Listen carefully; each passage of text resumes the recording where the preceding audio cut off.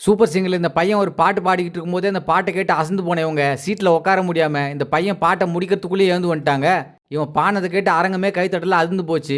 இவனோட சேர்ந்து இந்த பொம்மையும் பாடுற மாரி, நடுவுல மிமிக்ரி மாதிரி குரல மாத்தி பாடுறது, அது இதுன்னு இவன் பண்ணதையெல்லாம் பார்த்து அசந்து போயி, நம்ம ஆளு இவன அப்படியே அலக்கா தூக்கிட்டாரு.